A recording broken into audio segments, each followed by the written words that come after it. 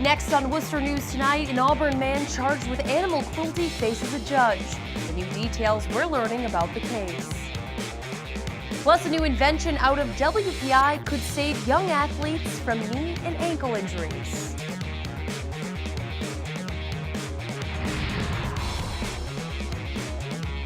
Good evening and thanks for joining us. I'm Anna Botari. We begin tonight in Webster, where a 2-alarm fire caused a substantial amount of damage to a home. Firefighters from Webster, Dudley, Southbridge, Douglas, and Oxford worked to quickly put out flames at this home on Poland Street this afternoon. According to Chief Brian Hickey, the fire started in the dishwasher and worked its way to the second floor. The kitchen has damage, second floor has fire damage, so plus the overhaul damage in the building. Yeah. There were no injuries. As for the house, Chief Hickey says the insurance company will determine whether it's a total loss or not. A Worcester man charged in the death of his mother was arraigned today in Worcester Superior Court. According to the Telegram and Gazette, John Madulka pleaded not guilty to the murder charge. His mother, Ellen Madulka, was killed in her Bailey Street home last December. The Telegram says John Madulka was committed to Bridgewater State Hospital for an evaluation to see whether he is mentally competent to stand trial. An Auburn man faces a judge Wednesday in an animal cruelty case. We first told you about Eric Hannon last night. Investigators found his dog dead in the basement, but it's unclear how long the animal was left there. Our Chandler Walsh was in court today and has the disturbing new details. Eric Hannon appears in Worcester District Court facing an animal cruelty charge. The body of the Auburn man's dog Athena was found tied to a pole in his basement in August.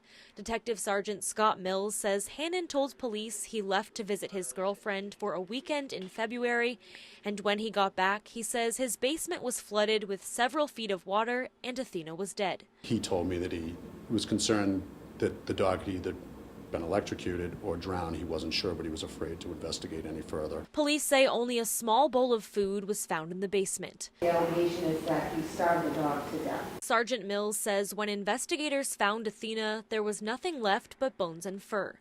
Auburn police sent the dog's femur for bone marrow testing. The last thing that the body uses to sustain itself would be bone marrow. It would use intramuscular or skeletal fat prior to, or organ fat. Based on the results, police believe the animal died of starvation months prior to any flooding. Femur bones had a bone marrow content of less than 3%, which, from what I've learned, based on what the Michigan State study told us, that a normal deceased canine would have 59. Hannon left court Wednesday with no comment. According to court documents, he claimed he was remorseful about causing the dog's death. He didn't give the dog even a fighting chance to survive any sort of unforeseen circumstance that could have occurred. Chandler Walsh, Worcester News Tonight. A new invention at WPI is hoping to significantly reduce the number of ankle and knee injuries in young athletes. A team of engineers are developing a new shoe sole, which would absorb the impact normally taken by someone's leg. Our Cam Jandro joins us now live with those details. Cam?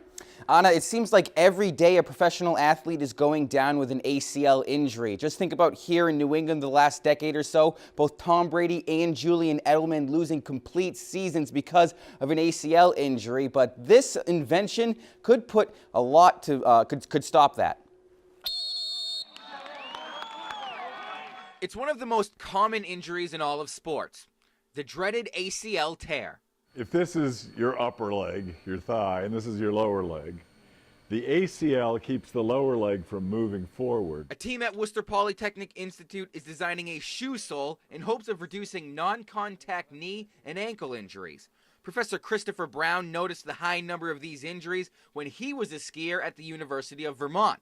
He has been developing the sole for more than 10 years. As you're making your cut or whatever it was going to be that might cause the injury, you're going to keep pushing at the same load.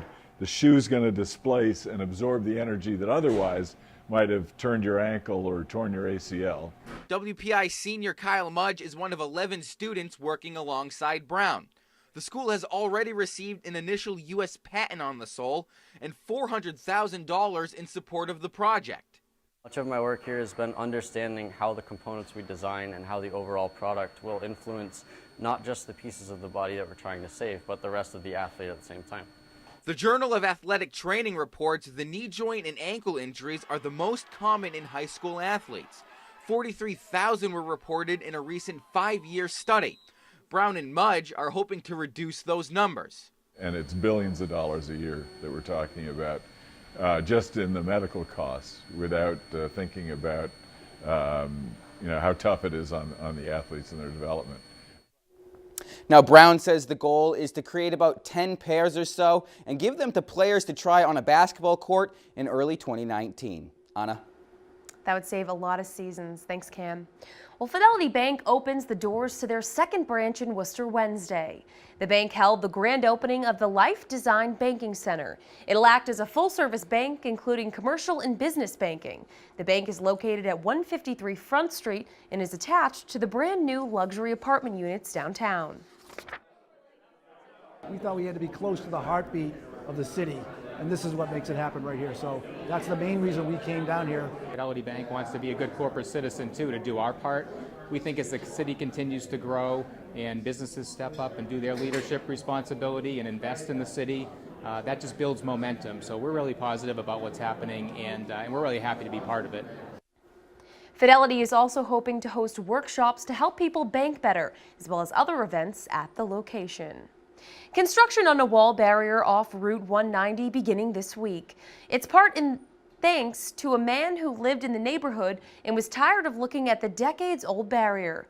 Carl Gomes says it was an eyesore in the area, so he asked the state to replace it. Now, 1 year later, the wall has been taken down and a new one will soon be in its place. Neighbors will be connecting with neighbors, helping neighbors, so that we have the old sense of neighborhood. That's what this project, that's what this wall is about. Bringing the neighborhood back, beautifying it, and connecting neighbors as neighbors, and being part of the renaissance that's happening downtown into the neighborhoods. He says the new wall should be in place by next month. Gomes doesn't want to stop at a new wall. He also wants to add a garden and artwork to the area to make it a destination in the city. A former pawn shop building on Main Street in Worcester is sold to the Menkity Group. The building was bought by Mass Development last year for $800,000 through a public request for proposals. The Menkity Group was chosen. The sale is expected to close in the spring of 2019. This Menkity family owns several other buildings in downtown Worcester. In an effort to keep all students healthy and safe, Worcester Public School administrators say they're cracking down on immunizations. State law requires students to be vaccinated against certain diseases, and now the district is making sure this is happening. Our Brittany Schaefer has the story. Students who don't have certain vaccinations will soon not be allowed inside Worcester Public Schools. We ask that students are vaccinated in accordance with state law so that we protect the health and safety of our students and school communities. According to the district, more than 2,100 students have not received the required immunizations such as polio, measles, tetanus, and hepatitis B. Deputy Superintendent Susan O'Neill says their hope is the stricter policy will make all students get their shots. They were given a date by which they had to be vaccinated to continue attending school. So they were given warning and given resources and information to support that. Dr. Christina Hermos is an assistant professor of pediatrics at UMass Medical School. She says not having the proper vaccinations is dangerous. A lot of these diseases we don't see, but as soon as we stop vaccinating and the vaccination rates drop too low, we'll start to see them again. And one of the best examples for that is measles. Europe is seeing a huge surge in measles, and measles is a deadly virus. Hermos says one reason parents choose not to vaccinate their children is the increased risk of autism, but the doctor says it's a myth. That fear came from one very poorly done study back in the 1980s. There have been now 15 large studies that have disproven that link. O'Neill says the main reasoning behind the policy is to keep everyone healthy. It's important to us that we have welcoming schools, and so it's our goal to work with families and community resources to make sure our students have what they need so that they can access schooling. Brittany Schaefer, Worcester News Tonight. Worcester's set to open its third dog park this week. The 7,300 square foot downtown dog park is located on the corner of Green and Foster Streets. The city's 2 other parks are on Vernon Hill Dog Park and Beaver Brook Dog Park. A ceremony is scheduled for 4:30 Thursday to celebrate the opening of the new park.